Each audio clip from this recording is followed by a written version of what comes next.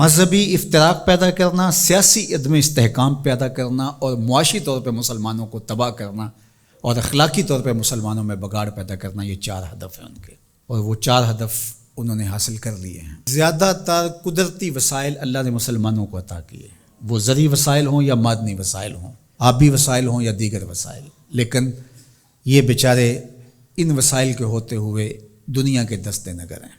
دوسرا، اللہ نے ان کو جمعیت اور قوت جو عطا کی ہے، لیکن 73 گروہوں میں بانٹ کر کے ان کو کس طرح سے ایک دوسرے کے ساتھ مخالف کھڑا کر دیا گیا ہے۔ اور تیسرا، سیاسی طور پہ شورشیں، یہ آپ دیکھ لیں ساری اسلامی ممالک کے اندر ہیں، پوری دنیا کا مطالعہ کر لیں، 1 انچ بھی جگہ ایسی نہیں ہے جہاں آتش و آہن برس رہا ہو اور وہ کفار کی سرزمین ہو۔ ساری لڑائیاں مسلمانوں کے دیس میں لڑی جا رہی ہیں۔ اب یہ مسئلہ ہوا ہے یوکرائن کا، اور آپ دیکھنا کہ بہت جلدی یہ حل کر لیا جائے گا۔ کشمیر ہے 70 سال سے لٹک رہا ہے، فلسطین کا مسئلہ حل ہونے کا نام ہی نہیں لیتا۔ مشرقی تیمور چٹکیوں میں حل ہوا کہ نہیں ہوا؟ یہ تاریخ ہمارے سامنے ہے، ہمیں آنکھیں کھول کے جینا چاہیے، کیونکہ وہاں معاملہ اور تھا، جو خون بہہ رہا تھا وہ مسلمان کا خون نہیں تھا، وہ بھی ان مسائل سے ملتے جلتے مسائل تھے، لیکن چٹکیوں میں مسئلہ حل ہوا کہ نہ ہوا؟ تو کیا کشمیر نہیں ہو سکتا؟ فلسطین کا مسئلہ حل نہیں ہو سکتا؟ اب عدم استحکام ہے، جتنے بھی ممالک ہیں وہ ایک اچھے انداز سے چل رہے ہیں، جو عدم استحکام ہے وہ ہمارے اسلامی ممالک کے اندر ہے۔ خانہ جنگیاں جتنی بھی دیکھ لیجئے وہ یہاں ہمارے ممالک کے اندر شروع کروائی جاتی ہیں، تو ہم اپنے نبی علیہ السلام کی تعلیمات کو فراموش کر گئے اور ہم اٹھنے ہی نہیں پا رہے، اور ہماری بڑی بڑی سلطنتیں جو ہیں، وہ اندلس کی سلطنت دیکھ لیجئے کس طرح تباہ و برباد کر دی گئی، سقوط بغداد ہوا، اسی طرح خلافت عثمانیہ کا سقوط ہے، سقوط دہلی ہوا، اور ہماری اس ریجن کے اندر دیکھ لیجئے یہ ایک سقوط کابل ہے، اسی طرح سقوط ڈھاکہ ہے۔ تو یہ سارے سقوط ہمارے ساتھ ہی کیوں ہیں؟ اس لیے کہ جب ہم اپنے نبی کے دامن کو چھوڑ دیں گے تو یہ رسوائیاں ہمارا مقدر ہوں گے۔ ہمیں ہمارے نصابوں میں یہ پڑھایا ہی نہیں گیا کہ جس طرح نماز تمہارے اوپر فرض ہے، باقی امور تمہارے اوپر فرض ہیں، امت سازی کا عمل بھی تمہارے اوپر فرض ہے۔ جس طرح حضور علیہ الصلاۃ والسلام کا نام عقیدت سے لیا جانا اور آقا کریم علیہ الصلاۃ والسلام کی محبت تمہارے اوپر فرض ہے، اور محبت کے تقاضے تمہارے اوپر لازم ہیں، تمہارے اوپر یہ بھی اسی طرح لازم ہے۔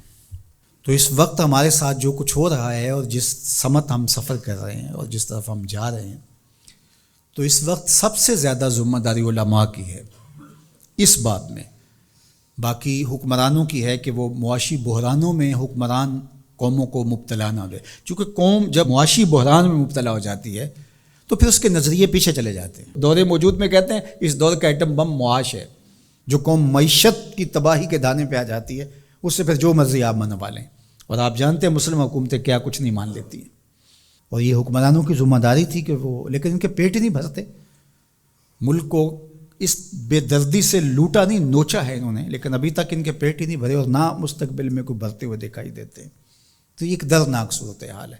جو اسلام کو دوسرا بڑا نقصان پہنچایا ہے وہ ممبر و محراب کے ذمہ داران نے پہنچایا ہے۔ بر صغیر پاک و ہند کے اندر تجزیہ کرتے ہوئے حضرت مجدد الفسانی علیہ الرحمہ نے کہا کہ 4 طبقے ایسے ہیں جنہوں نے سب سے زیادہ اسلام کو نقصان پہنچایا ہے۔ یہاں پر اس ریجن کی وہ بات خاص طور پہ کرتے ہیں، وہ فرماتے ہیں ان میں سے ایک علماء سو ہیں، انہوں نے اسلام کو بہت زیادہ نقصان پہنچایا ہے۔ دوسرا صوفیاء خام ہیں، جو دین کے فہم سے ناآشنا صوفی ہیں، انہوں نے اسلام کو بہت نقصان پہنچایا ہے، چونکہ لوگوں کی وابستگی ہے ان کے ساتھ، اور ان کے پاس کوئی منصوبہ ہی نہیں ہے۔ عرس پہ آ جاؤ، نذرانے دے دو اور اللہ اللہ کرو اور چلے جاؤ، ان کے پاس کوئی نظام شریعت تو ان کے پاس ہے ہی نہیں ہے، تو آنے والوں کو کیا دیں گے؟ یہ کچھ بھی نہیں دیں گے۔ تیسرا بڑا نقصان جو ہے وہ اسلام کو جو پہنچایا وہ سلاطین نے پہنچایا، بادشاہوں نے پہنچایا، اور چوتھا جو ہے وہ انہوں نے کہا کہ اسلام کو جو نقصان پہنچایا وہ 2 نمبر دانشوروں نے پہنچایا، اور 5 نام بھی آپ ذکر کرتے ہیں، وہ فرماتے ہیں جو گستاخان صحابہ ہیں، چونکہ جب صحابہ کی نفی ہوتی ہے تو پورے دین کی نفی ہو جاتی ہے۔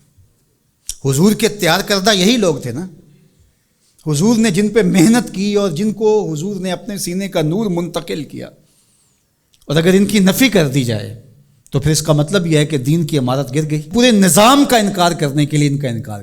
جو امت کے اندر تفریق ہوئی، تشتت ہوا اور بے جا تشدد ہوا، اور امت کے اندر جو فکری ناہمواری پیدا ہوئی، باہمی منافرتیں انتہا کو چھونے لگی، سوچ سمجھ فہم ادراک کی قوتیں سلب کر لی گئیں، یہ سب کچھ منبر و محراب کی وجہ سے ہوا. اور اس میں علماء حق یا علماء ربانی یا علماء راسخین جس کو قرآن نے کہا ہے وہ نہیں شامل، لیکن علماء سو جو ہیں سب سے زیادہ مسلمانوں کو اگر نقصان پہنچایا ہے علماء سو نے پہنچایا. اللہ ہمیں امت واحدہ کے نور سے مالا مال فرما، ایسی امت واحدہ جو تیرے محبوب کی سچی غلامی کا حق ادا کرنا جانتی ہو، ایسی امت واحدہ جو صحابہ کے در کی دہلیز کی نوکر ہو، جن کے رگ و ریشہ میں اہل بیت کا پیار محو نفوذ ہو، جو اولیاء امت کے طریق پہ گامزن ہو. اللہ ہمیں سچائیوں کی راہ پہ رکھے. وآخر دعوانا